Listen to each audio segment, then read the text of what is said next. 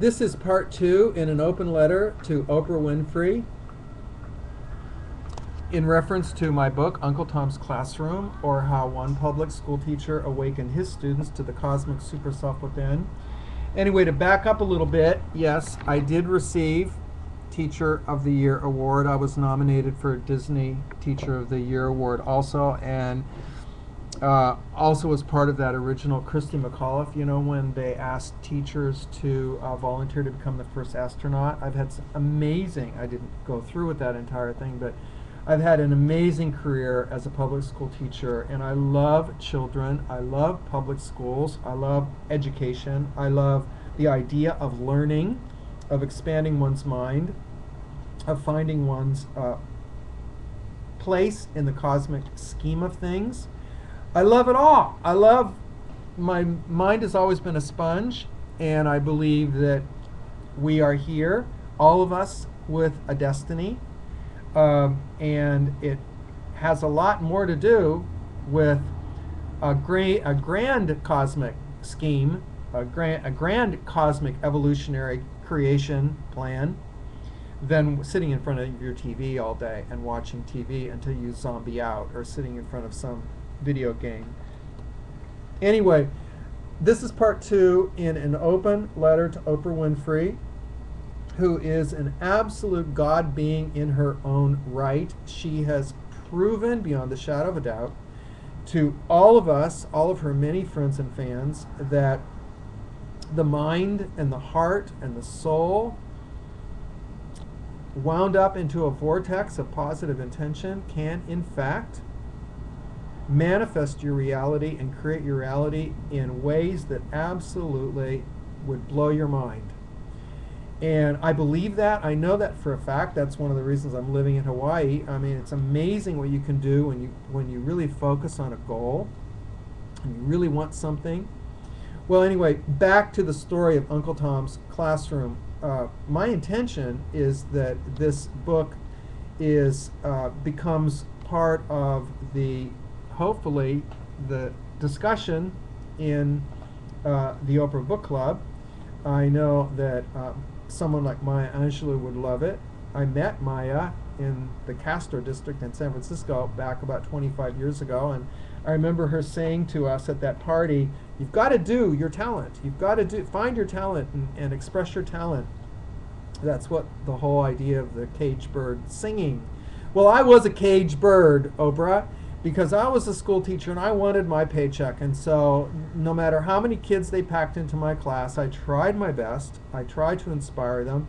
But of course, being understaffed and underpaid and packed into old school rooms with little seats, the kids always got frustrated and they always had bad days, and I found that I, like all the other teachers, were punishing my kids and in fact terrorizing them into submission.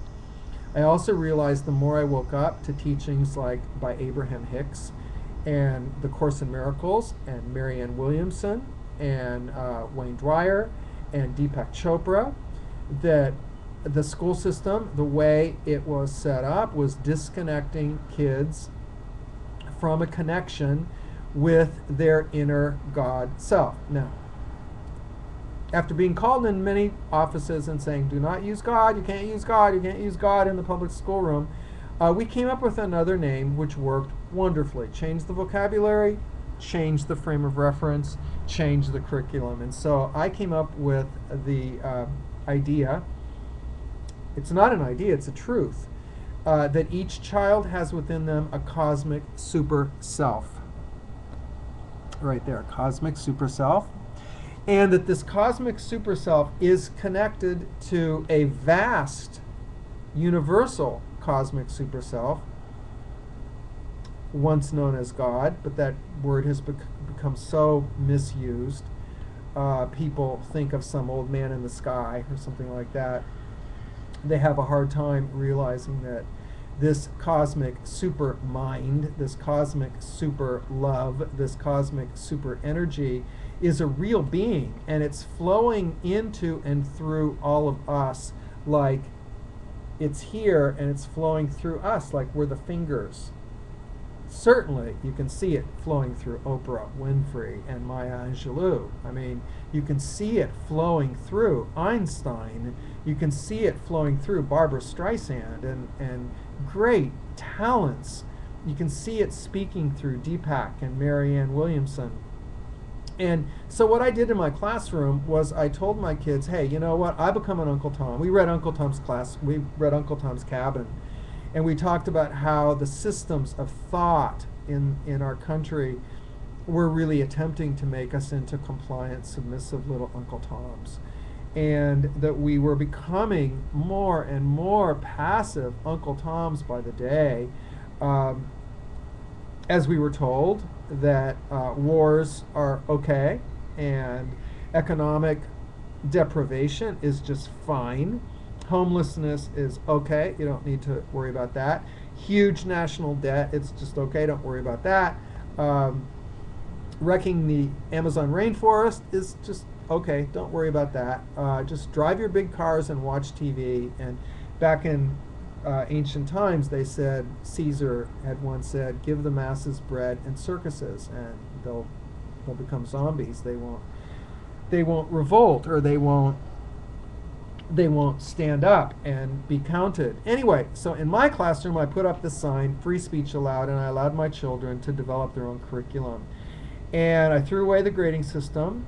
I threw away the rules about that they would have to ask me permission to go to the bathroom. I mean, if you start controlling a child's body when they're that young, then when it's time to control their body and send them into a war, it doesn't seem as aberrant. So I brought freedom of discourse back into the classroom, and it was amazing. Everybody thrived. The children loved it. The parents loved it. The administrators loved it. And we did incredible things, including writing our own Declaration of Independence from the old military-industrial complexes paradigm, which basically, through No Child Left Behind, now controls the public brainwashing school system, which has only one intention, and that's to fit the children into the economic matrix, okay? That matrix out there that needs so many people to work in Walmart, so many people to work at Kentucky Fried Chicken, so many people to work out on wherever the factory lines where they don't think. It's set up, the school system is set up to create that kind of strata. Not that there's anything wrong with blue collar working. I mean, I've been a janitor myself during summers and really enjoyed it. But the idea is to have the freedom to choose what you want to do with your life, not be forced into it, not to be forced into being an Uncle Tom. And so what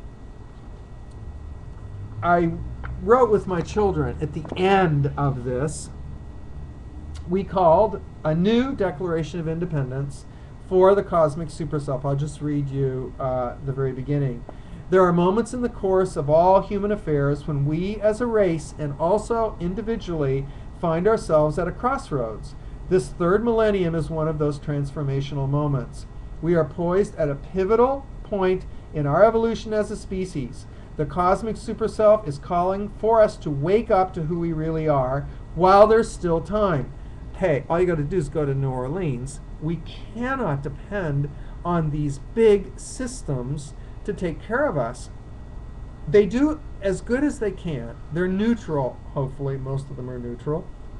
But they're being influenced by people who are not neutral, who have secret agendas which are greedy and selfish, and in many senses even based on a desire to have power over us, and we don't need to get into that.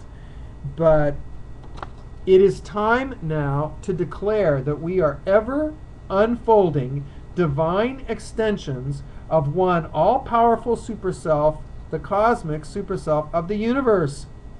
We are the living, loving rays of the one divine I Am, shining forth as radiant expressions of cosmic consciousness, incarnating in flesh.